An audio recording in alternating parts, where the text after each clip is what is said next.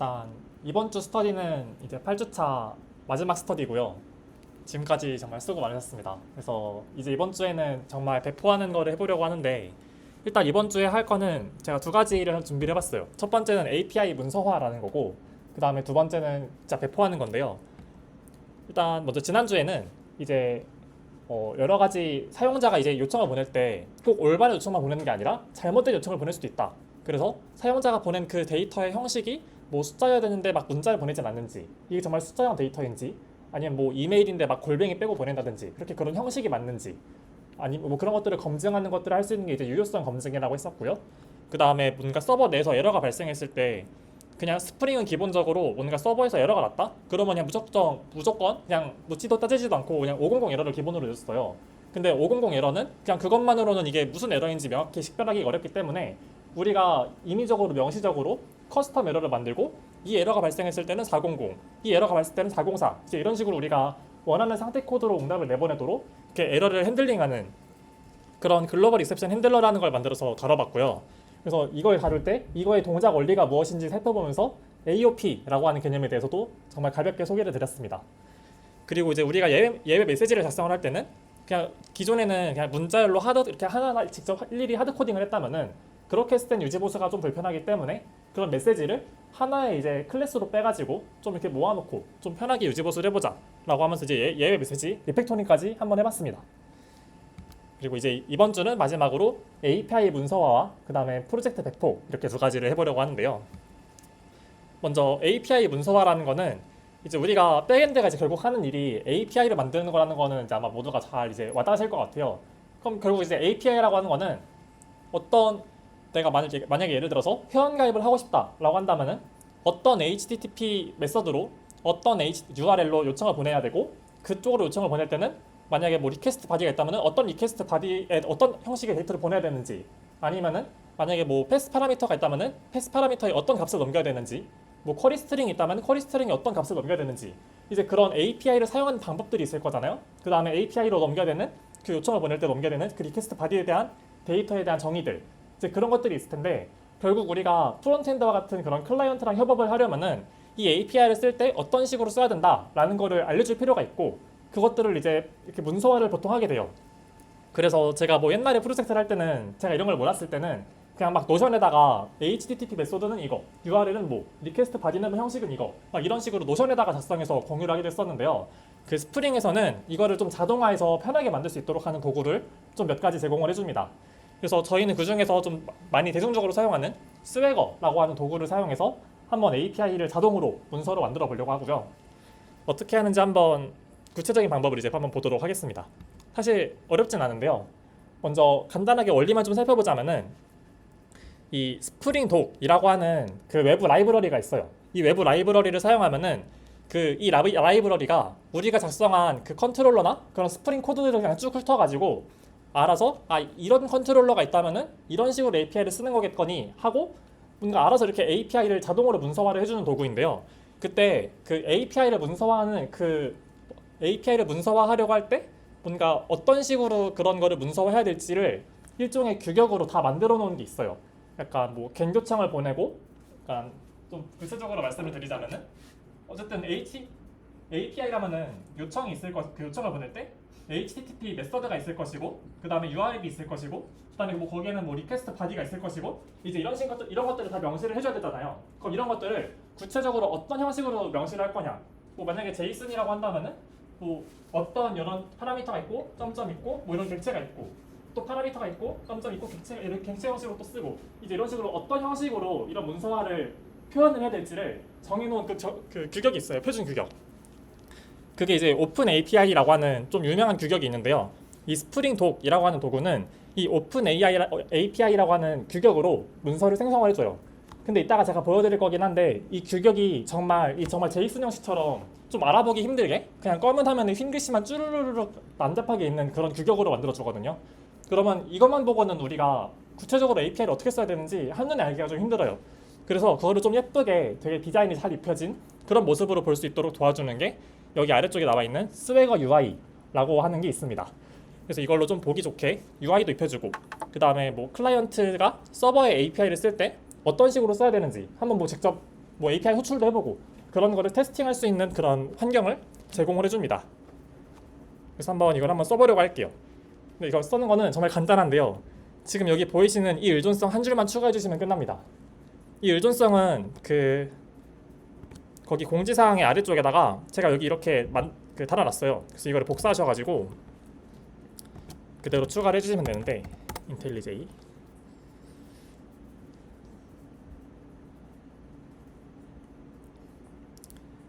이건 제가 테스트로 했던 거라서 브랜치로 옮길게요.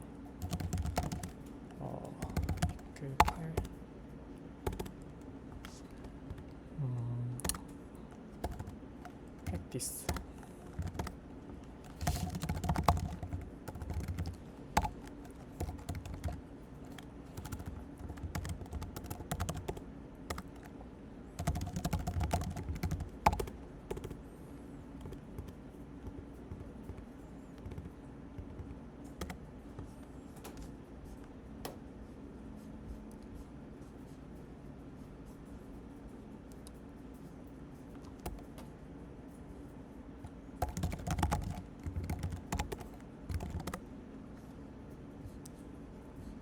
빌드점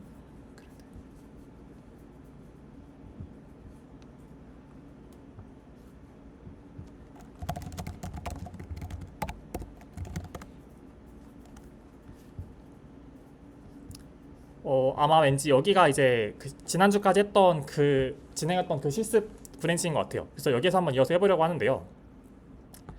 어떻게 할 거냐면은 먼저 아까 여기 노션 거기 공지사항에 올려드린 이 의존성을 그대로 복사하셔가지고 여기 쪽에다 붙여넣기 해주시고 build.grad이란 파일이에요. 여기 아래쪽에 있는 여기 build.grad이라고 하는 이 파일에다가 붙여넣기 해주시고 의존성 추가하신 다음에는 반드시 이거 새로 고침해서 로드 다시 해주셔야 됩니다. 로드 해주시면 되고 저는 좀 지금 바로 끝났어요. 끝나가지고 한번 이제 어플리케이션 실행해 볼게요. 이렇게 실행하면은 지금 뭐 이렇게 8080 하면서 올라왔어요. 이렇게 한 다음에는 제가 여기 아래쪽에다가 링크를 두 가지 드렸는데요. 먼저 여기 위에 있는 링크를 들어가서 보시면은 이게 지금 프리티 프린트에 적용하면은 뭐 이런 식으로 좀 깔끔하게 보여주는데 이게 지금 보시면은 되게 뭔지 모르겠죠. 이게 아까 제가 말씀드렸던 오픈 API 규격으로 API를 문서화한 거예요. 그래서 이런 뭐 버전은 몇이고 그다음에 정보는 뭐고 그다음에 뭐 패스라고 하는 이런 필드 다음에는 URL이 나와서 어떤 메서드로 뭐 어떤 컨트롤러를 뭐 사용을 해가지고 컨트롤러 메서드의 이름은 뭐고 약간 이런 식으로 어떻게 API를 규격해야 될지 그 명세를 다 이렇게 규격에 맞춰서 이렇게 명사를 해놓은 건데요.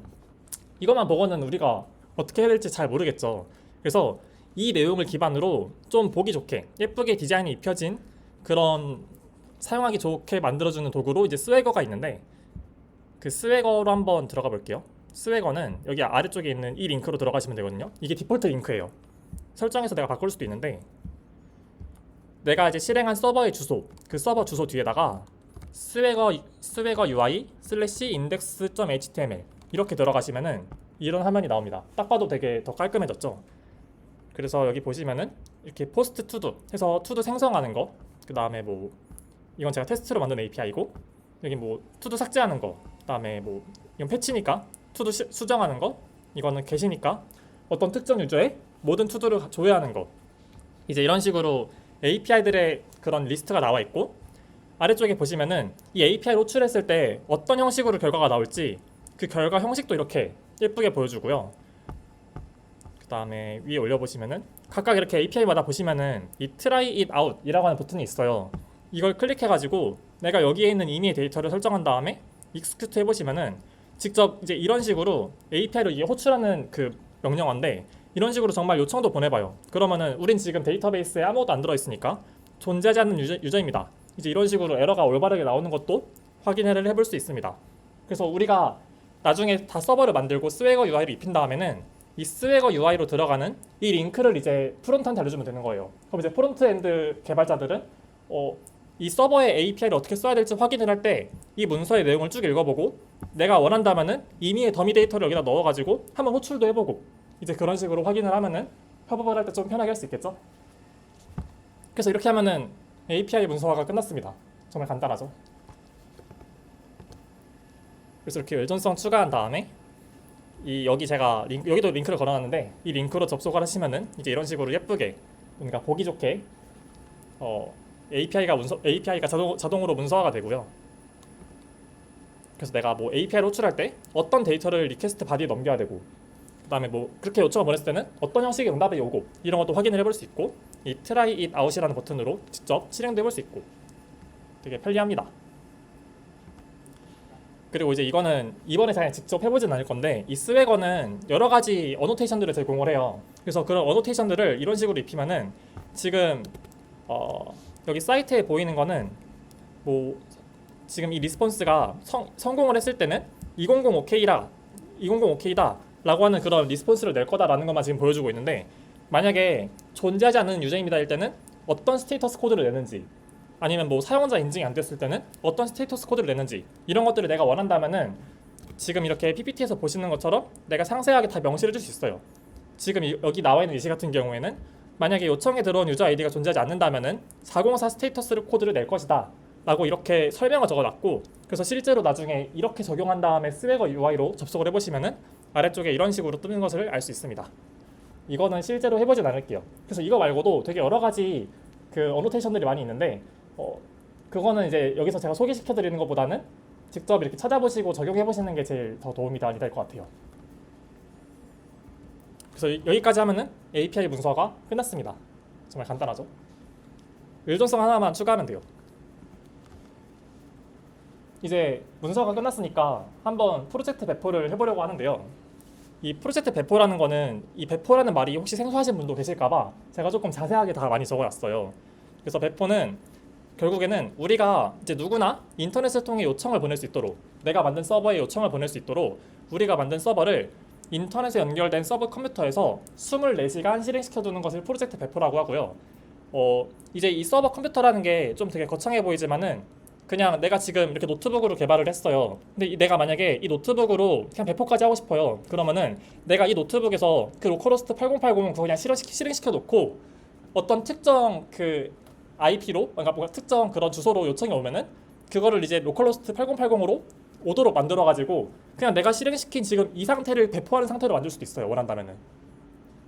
그래서 그런 식으로 배포할 수 있는데, 일단 뭐 그렇게 설정하는 건 되게 복잡하다 보니까 보통은 잘 설정이 된 그런 서버 컴퓨터를 빌려가지고 배포를 하는 편이고요.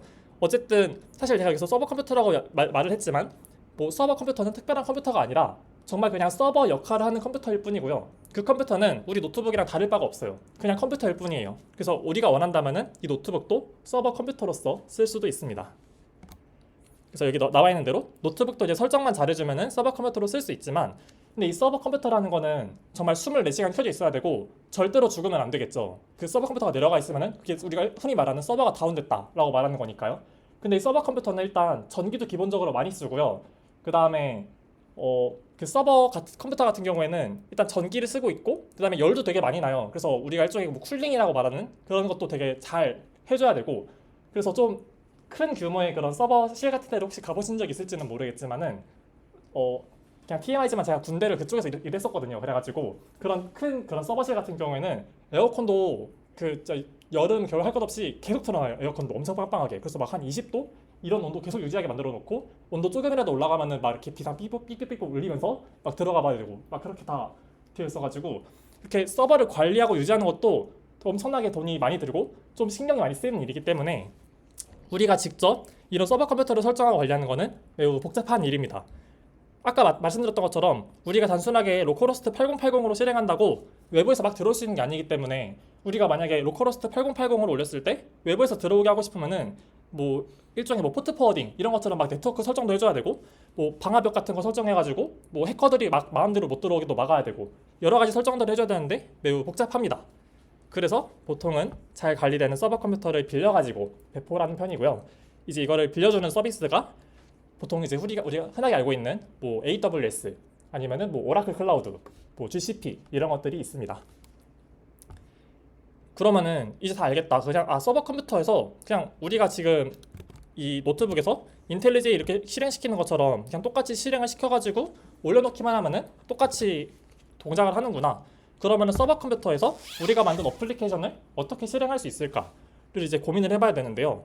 정말 단순하게 생각을 한다면은 우리가 정말 로컬에서 개발하는 것처럼 소스 코드를 서버 컴퓨터에 그대로 옮기고 인텔리제이 똑같이 깔아주고 거기 들어가서 인텔리제이 실행해가지고 그 소스 코드를 딱 실행하기 버튼 눌러가지고 배포를 하면은 되지 않을까라고 생각을 해볼 수 있는데요. 사실 그것도 가능은 할 것 같아요. 정말 그 UI가 잘 되어 있고 그런 설정들이 잘 되어 있다면 그것도 가능할 것 같은데 일반적으로는 이렇게 하지는 않습니다. 우리가 이제 인텔리제이에서 이게 되게 뭔가 엄청 긴 게 보이는데 우리가 인텔리제이에서 이렇게 그냥 지금까지는 편하게 이거 재생 버튼 같은 거 이 실행 버튼 한번 딸깍 해가지고 그냥 편하게 이렇게 실행한 것 같잖아요. 근데 이거 내부적으로 조금 파고 들어보면요, 여기 위에 올려보시면은 여기 이 회색 줄로 뭔가가 있어요. 이거를 클릭을 해보시면은 옆에 엄청나게 쭉 긴 뭔가가 있고요. 맨 왼쪽부터 보시면은 뭐 라이브러리 뭐시기 하면서 여기서 끝나는데 이게 자바 프로그램의 위치예요.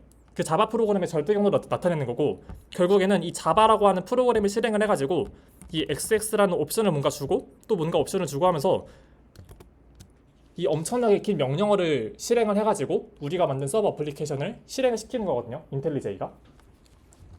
그래서 여기 보시면은 여기 막 뒤에 클래스 패스라는 게 있는데 이 클래스 패스라는 것도 결국에는 여기 지금 보시면은 이 여기 외부 라이브러리라는 게 있어요. 여기 보시면은 이 외부 라이브러리 밑에 엄청나게 많은 우리가 추가했던 이 의존성들 있죠. 이 의존성들이 얘는 이거를 의존하는데 얘를 실행하려면 또 다른 외부 라이브러리가 필요하고 이제 이런 식으로 막 줄줄이 딸려가지고 엄청나게 많은 외부 라이브러리들이 있는데 그런 것들이 여기 다 이렇게 쭈르륵 나열이 되어 있고 이 인텔리제이에서 실행하는 방식은 그런 모든 외부 라이브러리를 다 다운받은 다음에 여기 이 명령어에다가 다 명시를 해놓는 방식이에요. 이게 엄청 길어 보이는데 여기 엄청 이 작은 글씨 있는 게 다 외부 라이브러리거든요. 이거 다 명시해가지고 명령어로 실행시키는 거예요. 근데 서버에서 매번 이렇게 실행을 하려고 그러면은 힘들겠죠. 만약에 의존성이 조금 바뀌었다, 새로운 라이브러리를 추가했다, 그러면은 이거 바꿔줘야 돼요. 얼마나 힘들겠어요, 그죠?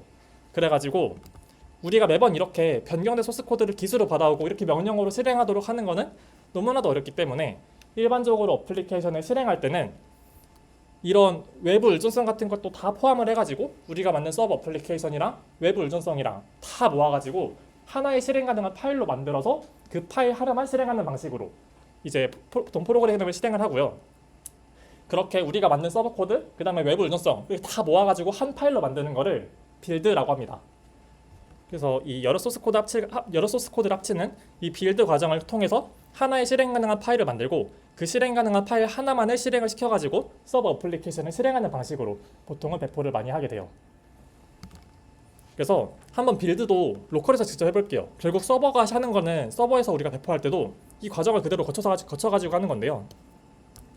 우리가 지금까지 그냥 편하게 이 그래들 하면서 썼는데 사실은 이 그래들이 이런 여러 가지 의존성을 관리해주고 빌드하는 거를 좀 편하게 도와주는 그런 도구예요.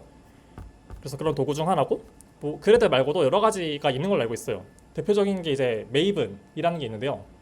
저희 지금 데이터베이스에서는 메이븐으로 하고 있거든요. 과제로. 그래서 한번 해볼게요, 직접. 먼저 어떻게 하시면 되냐면은 전 이거 지금 맥북 기준이기는 한데 윈도우에서는 지금 여기 LS를 쳐보시면은 그레이들 W라고 하는 실행 가능한 파일이 있고요. 아마 윈도우에서는 이 gradle.bat 확장자로 끝나는 파일을 실행시키시면 될 거예요.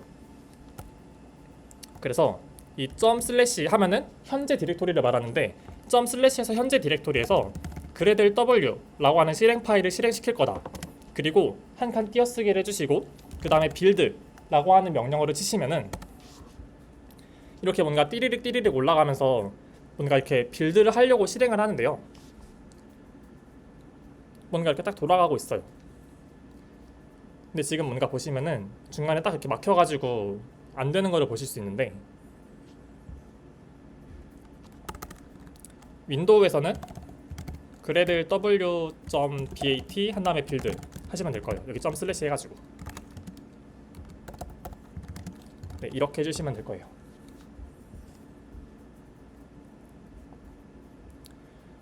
보시면 여기서 지금 이게 중간에 멈췄는데 이게 왜 그러냐면은 이 어플리케이션 빌드를 하려면은 반드시 이게 빌드를 하기 전에 이게 정말 올바르게 동작하는 프로그램인지 확인하려고 그래들이 기본적으로 이 테스트를 먼저 돌려봐요. 그래서 이 테스트가 다 통과를 해야 빌드가 이제 성공적으로 된다라고 해서 그 다음부터 이제 실제로 합치는 과정을 실행을 하는데, 지금 저희가 이 테스트를 작성을 할 때 여기 투두 레포지토리 테스트를 보시면은 뭔가 이렇게 테스트용으로 만든다고 하면서 마지막에 무한 루프를 돌도록 만들어 놨었어요 그때. 그래가지고 이제 이런 것 때문에 막 테스트가 안 끝나고 막 계속 실패하고 이런 문제가 있어가지고 지금 안 되는 거거든요. 그래서 이제 이거를 종료를 해줄 건데, 종료하고 이런 테스트 문제들을 조금 고친 다음에 그 다음에 다시 한번 빌드 해볼게요. 맥에서는 컨트롤 C 버튼을 누르시면 되고, 아마 윈도우도 똑같이 컨트롤 C 버튼 누르시면 이렇게 종료가 될 거예요. 종료를 해두시고, 이제 지금 이제 이 레포지토리 테스트는 정말 우리가 그 레포지토리 동작이 정말 잘 되는가, 정말 데이터베이스에 데이터가 잘 들어가는가, 그거를 정말 확인하려고만 했던 테스트이기 때문에 이제 이거는 이렇게 지워주고요. 그냥 추석 처리해줬어요 저는. 지워주고, 그 다음에 투두 서비스 테스트도 지금 하나가 실패했는데, 여기 보시면은 뭐 존재하지 않는 멤버입니다라고 되어 있는데, 그 제가 여기서는 멤버라고 되어 있는데 이 크리에이트 투두를 들어가 보면은 여기는 뭐 존재하지 않는 유저입니다 이런 식으로 그 에러 메시지가 달라가지고 에러가 났어요. 그래서 이제 이런 거 같은 경우에는 우리가 이런 문제를 해결하기 위해서 만들어 놓은 에러 메시지 클래스에 있는 멤버 낫 이그지스트, 우리가 정의는 해놓은 문자를 상수로 이렇게 에러 메시지를 똑같이 맞춰주면 되겠죠. 그래서 서비스 코드에서도 이렇게 해놓고, 그 다음에 서비스 테스트 코드에서도 똑같이 이게 우리가 의도한 그 에러가 맞는지 테스트할 때 에러 메시지 점 not exist 이렇게 같은 문자열 상수를 바라보도록 테스트를 작성을 해주면은 통과를 할 것 같아요. 네, 그래서 이렇게 통과하죠. 통과됐고, 이제 이런 식으로 고쳐준 다음에 그 다음에 다시 한번 빌드 해볼게요. 이거 명령어 저는 바로 불러왔는데, 불러오는 거는 키보드 화살표 위에 방향 키 누르시면은 내가 이전에 실행했던 명령어를 바로 불러올 수 있거든요. 이렇게 올려가지고 바로 다시 한번 땅 해주시면은 뭔가 이제는 뭔가 쓱쓱쓱 되더니 빌드 석세스풀 하면서 뭔가 잘 됐어요. 빌드가 완료됐대요. 이렇게 빌드가 되었습니다. 조금 천천히 해볼게요. 그래서 결국 이 빌드라고 하는 거는 아까도 말씀드렸지만은 여기 외부 라이브러리 하면서 뭔가 우리가 여러 가지 뭐 롬복이라든가 뭐 JPA라든가 여러 가지 외부 라이브러리들을 끌어다가 썼는데, 그런 끌어다가 쓴 것도 결국에는 실행 가능한 자바 코드잖아요. 그런 실행 가능한 자바 코드들 다 가져오고, 그 다음에 우리가 작성한 소스 코드도 다 가져와가지고 하나의 파일로, 하나의 실행 가능한 파일로 묶어가지고 만들어주는 것이 빌드라고 했고요. 그 빌드의 결과물은 여기 이렇게 위에 올려보시면은 여러 가지 폴더가 있어요. 이렇게 지금 여기 주황색으로 표시된 게 git ignore 하는 기수로 관리하지 않을 파일에 지금 해당이 돼가지고 주황색으로 뜨는 건데, 여기 빌드라고 하는 폴더가 있습니다. 이 빌드라는 폴더 밑에 여기 립스 뭐 라이브러리인데요. 이 라이브러리 폴더 쪽을 들어가 보시면은 이 아래쪽에 to-do API 뭐 0.0.1 뭐 snapshot.jar 이라는 파일이 있어요. 이 잘이라고 하는 파일이 빌드된 하나의 파일이에요. 그래서 우리는 이 파일 하나만 있으면은 이거 가지고 똑같이 스프링 어플리케이션을 실행할 수 있습니다. 그것도 한번 해볼게요. 우리는 지금 이제 제가 이번에는 이 검은색 이 명령어, 이 터미널에서 한번 스프링 어플리케이션을 명령어로 실행해 볼 건데요. 지금 이렇게 인텔리제이에서 뭐 이걸로 이렇게 실행 버튼 딸깍 해가지고 실행하는 게 아니라 그냥 이 명령줄에서 명령어를 가지고 스프링 어플리케이션 한번 실행해 볼게요. 어떻게 하면 되냐면은 자바라고 하는 그런 키워드를 입력을 해주시고, 여기 지금 확대가 잘 안 되는데 잘 보이셨으면 좋겠네요. 자바라는 말을 쓰고 그 다음에 하이픈 잘, 우리는 잘 파일을 가지고 자바 어플리케이션을 실행할 거다 라고 명시를 해주는 옵션이고요. 그 다음에는 빌드, 이렇게 탭키 누르시면은 내가 이 빌드라는 디렉토리 안에 무엇들이 있는지 확인할 수 있거든요. 이렇게 빌드, 그 다음에 뭐 립스, 또 탭키 눌러보고 보시면은 뭐 이렇게 스냅샷 잘이란 파일이 있고, 뭐 스냅샷 플레인 잘이라는 파일이 있는데 플레인 하시면 안 돼요. 플레인은 아니고 그거는 이제 외부 라이브러리들을 뺀 순수하게 우리가 작성한 소스 코드만을 이제 가지고 빌드한 파일이거든요. 그래서 걔로는 실행이 안 되고, 그 스냅 플레인 안 붙어 있는 그냥 뭐 to-do API 0.0.1 snapshot.jar 이라는 파일을 가지고 이렇게 실행을 하겠다 라고 해서 엔터를 땅 해주시면은, .jar 이렇게 땅 해주시면은 우리가 봤던 거 그대로 아까 위에 이거 스프링 뜬 거 보이셨죠? 이렇게 스프링 딱 뜨면서 똑같이 실행이 돼요. 여기 지금 started to do application 뭐 하면서 뭐 8080에서 실행됐다 그랬거든요. 우린 지금 인텔리제이에서 이 실행 버튼으로 실행한 게 아니라 명령줄에서 자바라고 하는 명령어를 실행하면서 이렇게 실행한 거예요. 지금 이렇게 한 다음에도 똑같이 여기 들어가서 한 번 더 이 스웨거 URL로 들어가 보시면은 똑같이 이렇게 뜹니다. 잘 나오죠? 그래서 결국 서버 어플리케이션에서 하는 일은 뭐냐면은 우리가 지금 로컬에서 이렇게 명령어로 하나하나 쳤던 거 그거 서버에서 똑같이 하시면 돼요. 그러면은 결국 우리가 해야 될 것들은 좀 이렇게 단순화가 됩니다. 우린 이렇게 그래들 W라고 하는 실행 파일을 가지고 어플리케이션 빌드를 해봤고, 빌드할 때는 모든 테스트가 통과해야 되는데 아까는 뭐 레포지토리 테스트 막 그런 거 테스트로 만들어 놓은 거 실패해가지고 안 됐었어가지고 그런 거 테스트 뭐 제거하고 뭐 통과하도록 고쳐준 다음에 빌드를 해가지고 이렇게 하나의 파일을 만들었고요. 그래서 보시면은 여기 빌드에 립스라고 하는 폴더 밑에 뭐 실행 가능한 잘 파일이 이렇게 두 가지가 있지만 이런 플레인 안 붙어 있는 거 위에 있는 파일을 가지고 실행을 하면은 실행이 된다. 그래서 실행을 할 때는 자바라고 하는 명령어 쓰고 그 다음에 하이픈 잘이라는 옵션을 줘가지고 우리는 잘 파일로 실행할 거다 라는 옵션을 주시고 그 뒤에다가 실행할 잘 파일 경로를 적어주시면 됩니다. 제가 여기서는 이렇게 큰 따옴표로 적었지만은 큰 따옴표는 빼고 적어주셔도 돼요. 그래서 이렇게 하면 똑같이 스프링 어플리케이션이 실행이 되고 서버에서도 똑같이 하시면 됩니다. 이렇게 하시면 돼요. 그럼 결국에 우리가 할 일은 이렇게 세 가지로 정리가 됩니다. 먼저 결국 우리가 서버에다 가는 건 이제 이런 우리가 작성한 모든 소스 코드, 모든 의존성을 다 옮겨줄 필요가 없어요. 결국엔 그냥 우리는 그냥 로컬에서 이렇게 잘 빌드해가지고 만들어 놓은 이 잘 파일 하나를 만들고 이 잘 파일 하나만 자바가 설치된 서버 컴퓨터에다가 옮겨 넣어주고요. 서버 컴퓨터에서 우리가 방금 실행했던 것 같은 그 명령어를 똑같이 쳐가지고 그냥 잘 파일 실행해주면 끝나요. 그러면은 서버에서도 우리가 실행하는 거랑 똑같은 스프링 어플리케이션을 동일하게 실행시킬 수 있습니다. 그리고 아까 말씀드린 것처럼 우리가 그런 서버 컴퓨터를 일일이 관리하기는 힘들기 때문에 뭐 AWS, GCP는 이제 구글 클라우드 플랫폼이라는 줄임말인데요. 뭐 그런 거기서도 할 수 있고, 그다음에 뭐 오라클 클라우드 이제 이런 여러 가지 서비스들을 통해서 컴퓨터를 대여받아서 그 대여받은 컴퓨터에다가 우리가 아까 했던 거 똑같이 뭐 잘 파일 옮기고 명령어 해가지고 실행시키고 그런 거 하시면 똑같이 배포를 할 수 있습니다. 근데 제가 여기 아래쪽에다가 작게 적어놨는데 그 서버 컴퓨터 빌려보신 분이 계실지는 모르겠지만 혹시 계시다면 아마 아실 거예요. 서버 컴퓨터에서 나 이거 서버 빌릴래 하고 컴퓨터를 딱 빌리면은 기본적으로 이제 리눅스가 깔린 컴퓨터를 딱 빌려주거든요. 그러면은 거기에는 아무것도 안 깔려 있어요. 자바도 안 깔려 있거든요. 그럼 우리가 직접 자바도 설치를 해줘야 되고 막 필요한 거 막 이것저것 프로그램도 깔아줘야 되고 그렇게 다 해줘야 돼요. 그 다음에 그렇게 빌린 서버는 인터넷을 타고 저기 멀리 미국 서버에 있는 거기에서 빌린 거거든요.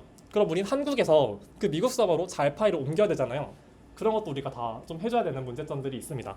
그래서 이런 것들을 어떻게 할 수 있을까? 어떻게 하면 우리가 자바를 설치할 수 있고 잘 파일을 옮길 수 있을까? 약간 이런 것들을 또 한번 나중에 고민을 해보시면 좋을 것 같은데요. 근데 아마 2학년 이상이신 분이라면은 뭐 자료구조 수업 같은 거 실습하시면서 푸티나 약간 뭐 FTP 서버 이런 거 써보신 적이 있을 것 같아요.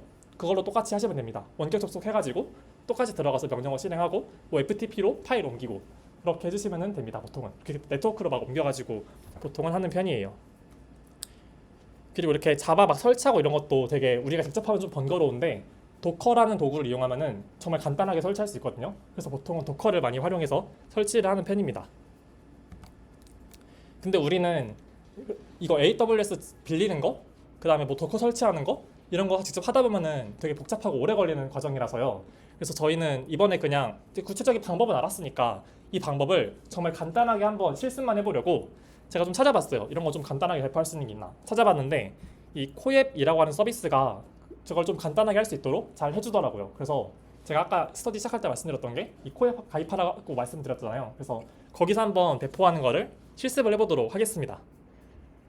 그래서 이 코앱이라는 서비스는 단순하게 컴퓨터를 빌려주고 끝이 아니라 우리가 거기에다가 그 GitHub 레포지토리 링크를 딱 걸어놓으면은 그 레포지토리에서 자동으로 소스 코드를 받아와가지고 자동으로 빌드하고 자동으로 실행하는 것까지 다 해주는 그런 서비스입니다. 근데 실제로는 그렇게 이런 서비스를 쓰기보다는 직접 AWS 인스턴스를 빌려가지고 보통 올리는 게 일반적인 배포 방법이긴 해요. 하지만 오늘은 간단하게 코앱으로 한번 해보도록 하겠습니다. 그래서 아마 가입은 다 되셨을 것 같아서 이 부분은 조금 넘어가 볼게요. 그래서 저는 이메일 기준으로 했었다 보니까 이메일로 가입해달라고 말씀을 드렸었고요. 그래서 뭐 이렇게 뭐 조직 입력하시면 되고 사실 이거 그냥 뭐 입력 안 하고 넘겨도 잘 되더라고요. 넘기면 되고 정말 다 그렇게 했다고 한번 해볼게요. 그러면은 이제 이런 화면이 나올 거예요. 저는 지금 이거를 이미 해놔가지고 제가 보여드릴 수는 없는데 뭐 이렇게 웹 서비스라고 하는 이런 부분을 클릭을 해주시면은 여기 옆에 뭐 이렇게 두 가지 뭐 도커랑 기터브 막 이런 게 뜰 거거든요. 그러면 이제 기터브를 선택을 해주시면 되고요. 왜냐면은 우리가 지금까지 만든 그 레포지토리에 있는 소스 코드를 가지고 그걸 기반으로 배포를 할 거거든요.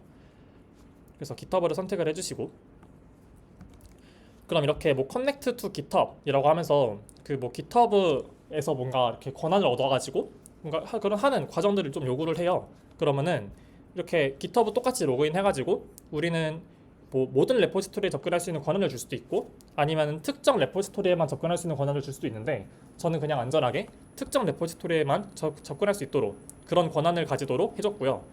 그럼 이제 그런 특정 레포지토리는 우리가 배포하려고 하는 그 레포지토리 그거를 선택을 해서 주면 되겠죠. 그래서 저는 뭐 GDSC 2024 백엔드 스터디 그 레포지토리를만 선택을 해가지고 딱 권한을 줬어요. 이 부분은 아마 좀 시간이 걸리실 것 같아가지고 그래서 뭐 그 다음에 뭐 이렇게 서비스 뭐 이름 입력하고 뭐 그런 과정이 있는데요. 이 부분까지만 한번 PPT 해보실 분들은 PPT 보고 해주시면 될 것 같고 한 40분에 이어서 한번 해볼게요. 저도 지금 여기 테스트로 돌려놓은 게 있는데 전 이거 한번 삭제하고 같이 다시 해보도록 하겠습니다.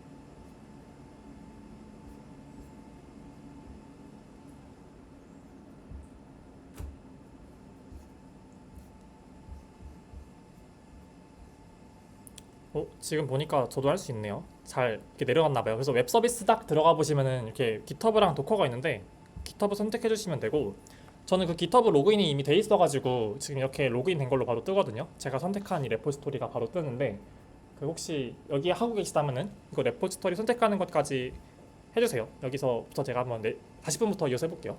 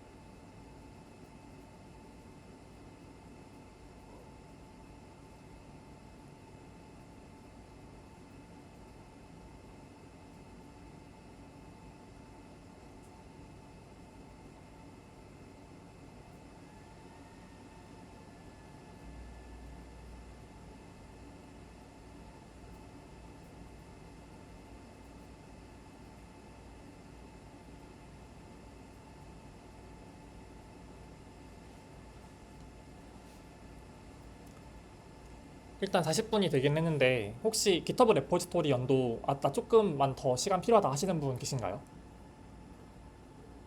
한번 없으시면은 이어서 해볼게요. 그래서 GitHub 등록하신 다음에 내가 선택한 그 레포지토리를 딱 클릭을 하시면은 등록이 되고요. 그 다음에는 우린 뭐 돈 낼 거 아니니까 이 프리로 제공해주는 CPU를 선택을 해주시고, 이렇게 스크롤을 조금 내려보시면 아래쪽에 어떤 지역에서 배포할 건지를 이렇게 선택할 수 있는 메뉴가 있는데요. 전 여기에서 그냥 뭐 지연 시간 제일 작은 거, 그 뭐 워싱턴 DC로 해볼게요. 이렇게 뭐 나머지는 도쿄 이런 건 선택이 안 되더라고요. 아마 무료 버전이라 그런 것 같은데, 그냥 그 중에서 선택할 수 있는 것 중에서 그냥 제일 지연 시간 짧은 거 선택하고, 여기 왼쪽 아래에 넥스트라는 버튼이 조그맣게 있어요. 이게 버튼 위치를 좀 잘 못 맞는 것 같은데 여기다 놨더라고요. 그래서 이거 클릭해 주시면은 이렇게 넘어가집니다. 넥스트 클릭해 주시면 넘어가지고, 그래서 이제 여기서부터 본격적으로 설정을 하면 되는데요. 여기서 설정을 해줘야 되는 거는 일단 첫 번째로는 우리가 레포지토리에서 어떤 레포지토리에 어떤 브랜치에 있는 코드를 기준으로 배포할 것인지 먼저 선택을 해줘야 되는데, 일단 아마 그냥 메인 브랜치에서 다 작업을 하셨다면은 그냥 메인에서 하시면 될 것 같고요. 저 같은 경우에는 이게 브랜치를 나눠가면서 했다 보니까 저는 좀 브랜치를 다르게 바꿔가지고 해볼게요. 그래서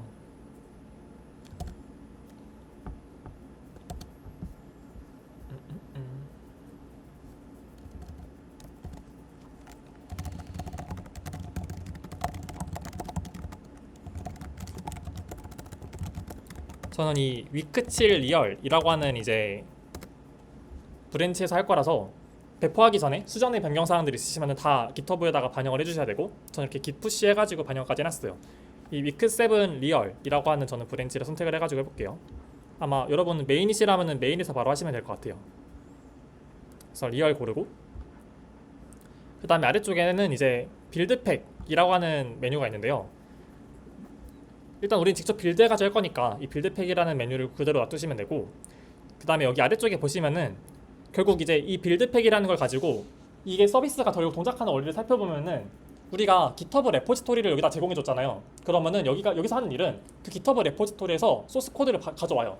그 다음에 여기에서 제공하는 컴퓨터 있잖아요. 그 컴퓨터에는 이미 자바가 깔려 있어요. 여기서 제공해 주고 있어가지고. 근데 그 자바가 깔려 있으니까 그 깔려 있는 자바랑 그런 걸 기반으로 해가지고 알아서 그래드 빌드를 우리가 했던 것처럼 똑같이 해가지고 우리가 만든 소스 코드를 기반으로 빌드해서 하나의 잘 파일을 만들어낼 거예요. 거기까지는 여기가 해주는데요. 그 다음에 해야 될 일이 그 잘 파일을 가지고 우리가 정말 서브 어플리케이션을 실행하겠다 라는 거를 해줘야 되는데, 그 부분은 여기가 자동으로 못 해주더라고요. 그래서 그 부분 우리가 직접 입력을 해줘야 됩니다. 어떻게 하면 되냐면요, 여기 아래쪽에 뭐 빌드 커맨드, 런 커맨드, 워크 디렉토리 이런 게 있는데요. 나머지는 다 무시하시고 여기 런 커맨드만 우리가 직접 입력을 해주면 돼요. 어플리케이션을 실행할 때, 나중에 빌드가 다 끝나고 나서 실제로 어플리케이션을 실행할 때 어떤 명령어를 실행할 거냐를 여기다 적어주시면 되는데, 아까 보여드린 그 명령어를 그대로 입력하시면 돼요. 그래서 여기 오버라이드 체크를 풀어주시고 체크 걸어주시고, 그럼 이제 여기다 이렇게 적을 수 있거든요. 그러면은 전 여기 지금 제가 전에 입력했어가지고 자동 원성 뜨는데, 이렇게 입력해 주시면 돼요. 자바 그 다음에 하이픈 jar 옵션 주시고, 그 다음에 이제 그 빌드 립스 했던 그 경로를 그대로 똑같이 적어주시면 됩니다. 참고로 이 파일 이름이나 이런 것들은 저랑은 조금씩 다르실 수도 있어요. 그래서 이거 확인하시고 싶으시면은 직접 로컬에서 이거 아까 했던 거 그래드 w 빌드 이거 직접 실행하셔가지고 여기 이 빌드랑 립스 폴더에 여기 실제로 어떤 이름의 파일이 만들어지는지 이거 확인하셔가지고 자기 컴퓨터에서 만들어지는 그 파일 이름을 가지고 그대로 이렇게 여기다가 적어주시면 됩니다. 경로는 아마 빌드, 립스까지는 다 똑같을 거예요. 근데 그 다음에 만들어지는 잘 파일 이름은, 그 실행 가능한 파일 이름은 아마 사람마다 그 환경마다 조금씩 다를 수는 있을 것 같아요. 그래서 이거 하나만 오버라이드 해가지고 이렇게 달아주시면 되고요. 나머지는 일단 아마 이 부분이 좀 시간이 걸리실 것 같아서 이 부분 조금 한번 기다려 볼게요.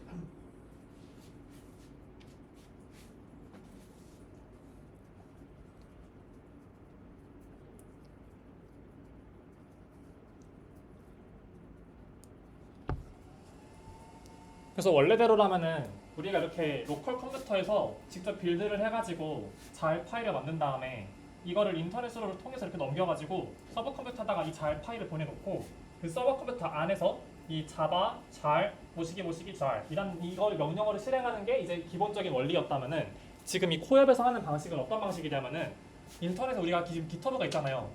이 깃허브에서 직접 소스 코드를 우리가 여기서 가져와라고 명시를 해놓으면은 그 코앱이라는 서버 컴퓨터가 직접 이 깃허브에서 그 소스 코드를 받아오고 나서 그 받아오는 거 가지고 이 빌드 과정을 여기서 실행해요. 여기에서 빌드하고 그러면은 이 서버 컴퓨터 내부에 빌드했으니까 이 잘 파일이 내부적으로 있겠죠. 그래서 이 잘 파일을 굳이 이렇게 넘기는 필요 없이 여기에서 소스 코드 가지고 직접 빌드해가지고 직접 실행하는 방식으로 동작하는 게 이제 이 코앱에서 배포하는 방식이에요. 어쨌든 결론적으로는 똑같아요. 이 잘 파일이 서버 컴퓨터에 존재해야 되고 이걸 여기서 실행시킨다 라고 하는 그런 근본적인 원리는 똑같습니다. 그래서 여기까지 됐다고 생각을 해보고 한번 그 다음으로 나가보면요. 이제 여기에서 여기 exposed port라는 게 있는데요. 이 서버 어플리케이션 실행한 다음에 어떤 포트로 이제 보낼 거냐라고 하는 건데요.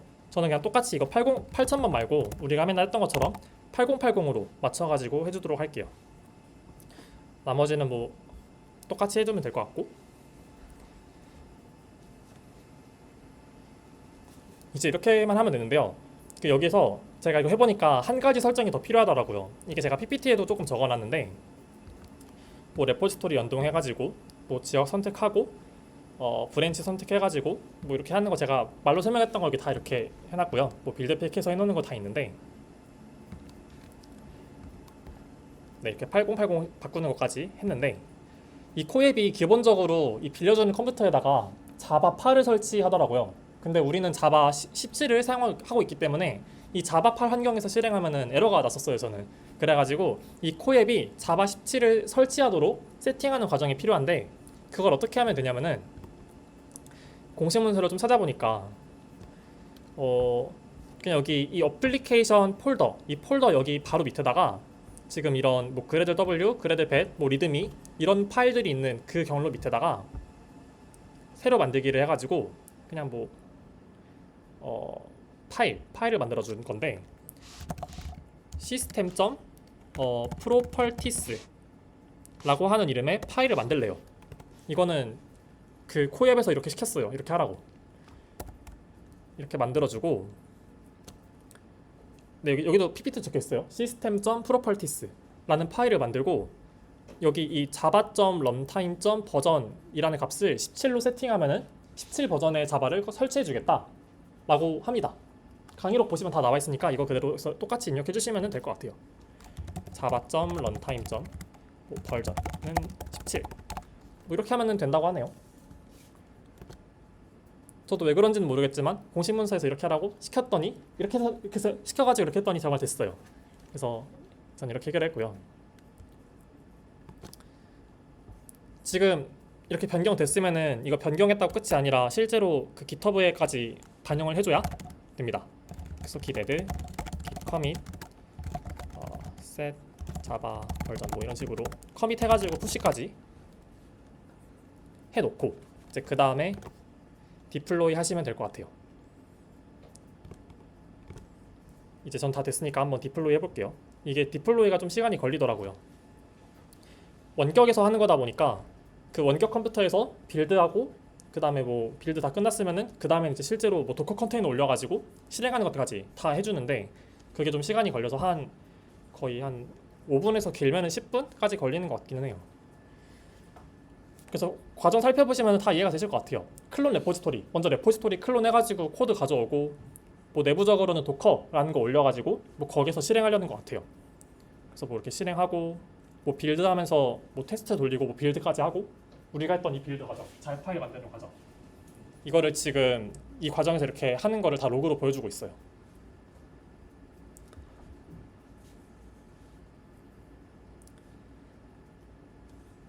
여기 보시면 이 브랜치 이거 이렇게 해가지고 패치에도 있는 거 보이시죠? 이게 소스 코드를 깃허브에서 이렇게 가져온 거예요.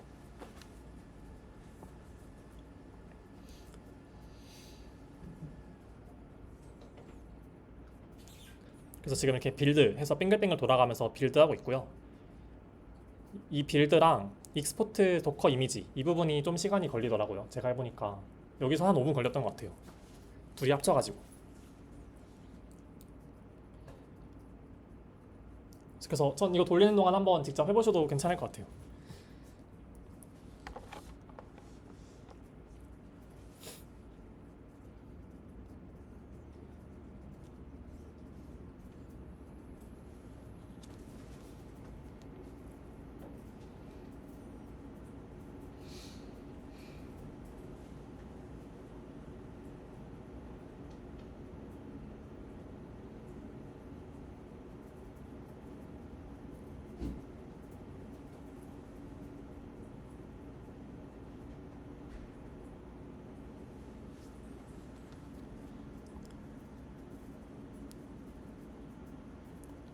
지금 뭐 보니까 빌드 석세스풀 하면서 우리가 옛날에 그 터미널에서 할 때 봤던 그 문구까지 떴어요. 이제 빌드 끝났고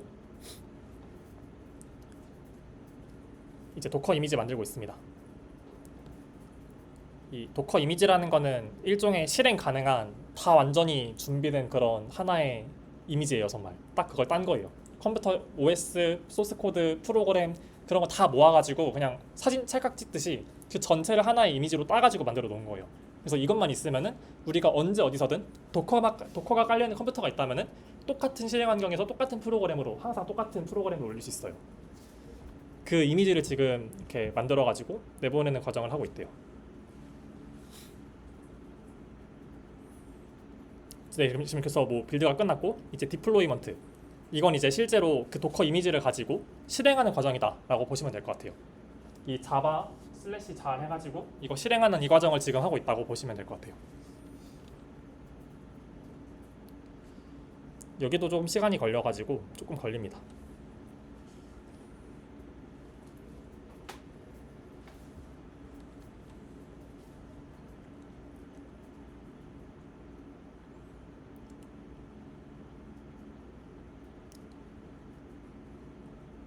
오, 지금 이렇게 뭔가 스프링이 이렇게 올라가고 있죠. 뭔가 실행이 되고 있는 것 같아요.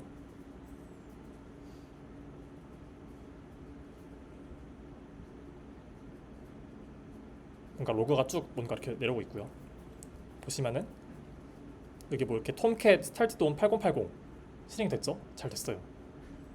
이제 여기서 마무리로 이게 정말 실행이 잘 되는지 확인하려고 뭐 헬스 체크 막 이런 식으로 하는 테스트용 API를 이렇게 호출을 해보는데 그것까지 성공해서 헬시라고 떴어요. 그럼 이제 배포가 끝난 거예요. 아, 정말 잘 배포가 됐구나. 배포가 됐는지 확인할 때는 여기 이 퍼블릭 URL 이 주소로 지금 배포가 되었다라고 알려주고 있는 거거든요.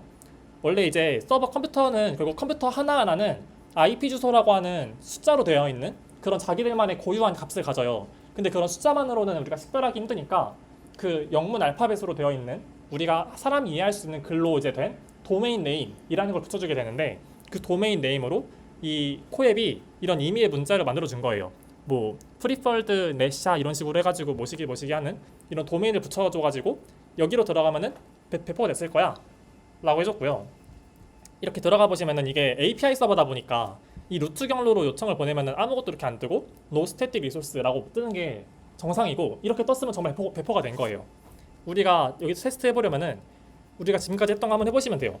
우리가 로컬호스트 8080 한 다음에 뒤에다가 h2 콘솔 하면은 데이터베이스 들어갈 수 있었던 거 기억나시죠? 해보시면은 네, 뭔가 지금 여기서는 그 좀 웹 설정 같은 게 돼 있어가지고 막혀 있어가지고 안 들어가지는데 원래는 들어갈 수 이렇게 설정만 해주면 들어갈 수 있고요.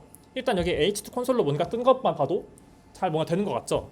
이렇게 확인하셔도 되고 아니면은 그 스웨거 UI 인덱스 이 경로 들어가 보시면은 이걸로도 확인하실 수 있어요. 스웨거 UI 인덱스 .html 하시면은 우리가 봤던 진짜 그 화면이 이렇게 배포된 컴퓨터에서도 똑같이 접속해서 확인할 수 있다는 것을 알 수 있습니다. 지금 좀 로딩이 시간이 오래 걸리는데 우리 아까 봤던 그 화면 똑같이 나오죠? 근데 단지 이번에는 로컬호스트 8080이 아니라 이 경로로 그 지금 제가 이 주소만 드리면은 여러분 컴퓨터에서도 똑같이 여기 접속하실 수 있어요. 지금 이거 인터넷에 배포된 거예요. 그래서 이렇게 배포하시면 됩니다. 근데 일단 지금 이거는 코앱으로 배포를 했지만 아까도 말씀드렸다시피 일반적으로는 AWS랑 도커를 사용해서 배포하는 게 일반적이고요.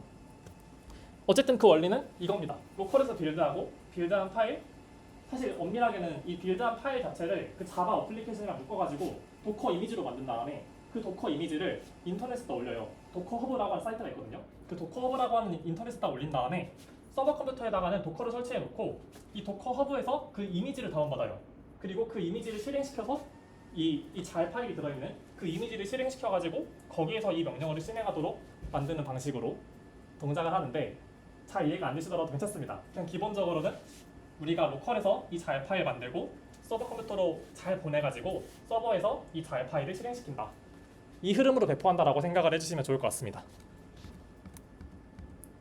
우리는 이걸 이제 코앱이라고 하는 사이트를 이용해서 해본 거고, 거기는 이 소스 코드를 깃허브에서 내려받아가지고 여기 내부에서 자체적으로 빌드하고 실행시키는 걸 한다, 이런 차이점이 좀 있었어요.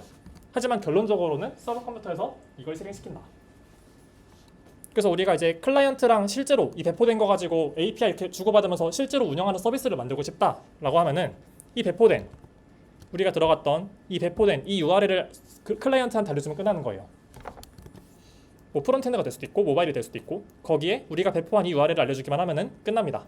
그러면은 이 클라이언트가 만약에 특정 유저의 투두 리스트 데이터를 알고 싶다라고 하면은 그 URL 경로 뒤에다가 /to/do /list만 붙이면은 똑같이 투두 리스트 데이터를 얻을 수 있는 거죠, 백엔드로부터. 그래서 여기까지가 이제 이번 주 스터디가 모두 끝났고요. 뭐 과제로는 스웨거 UI API 문서 만들어 보시고, 뭐 코앱 사용해서 아니면은 AWS 공부하셔가지고 그걸로 해보셔도 돼요. 그래서 이렇게 배포해 보시는 게 과제이고, 여기까지가 이제 초급 백엔드 스터디가 모두 끝났습니다. 그래서 여기 제가 좀 추가적으로 이제 공부해 보시면 좋을 만한 방향들을 알려드리고 싶어가지고 이렇게 적었는데요. 계속 말씀드린 것처럼 AWS 도커 가지고 하는 게 일반적이기 때문에 한번 공부해서 해보시면 좋을 것 같아요. 워낙 많은 사람들이 블로그에다 정리해놔가지고 금방금방 그것만 따라하시면은 어렵지 않게 하실 수 있을 거예요. 워낙 자료가 많아가지고. 그 다음에 우리가 지금까지 그래들이라는 걸 가지고 자바를 빌드했는데, 이 자바가 어떻게 빌드되는지 그리고 어떻게 실행되는지를 알려면은 이 자바라고 하는 것 자체를 좀 더 공부를 하게 되거든요. 저도 이 부분은 아직 좀 깊게 공부를 안 해봤는데 저도 이제 공부를 해야 돼요. 그래가지고 이 그래들, 그 다음에 JVM, 자바 버추어 머신이라고 할 거거든요 아마. 그런 것들에 대한 내용들을 좀 더 찾아보셔도 좋고, 마지막으로는 이제 우리가 사용자 로그인 같은 걸 하려면은 결국 좀 더 보안성이 강화된 프로젝트를 만들려면은 이 스프링 시큐리티라고 하는 프레임워크, 좀 또 다른 라이브러리를 사용해서 보통 구현을 많이 하는 편이에요. 그래서 이걸 좀 공부를 해보시면 좋은데, 제가 공부를 할 때는 이 개발자 유미라고 하는 유튜브 채널을 가지고 공부를 했는데 정말 많이 도움을 받았습니다. 그래서 여기 링크 있으니까 혹시 관심 있으시면은 강의 한번 들어보셔도 좋을 것 같습니다. 그래서 여기까지가 이렇게 8주차 스터디가 모두 끝났고요. 네, 지금까지 스프링 스터디 모두 수고 많으셨습니다. 감사합니다.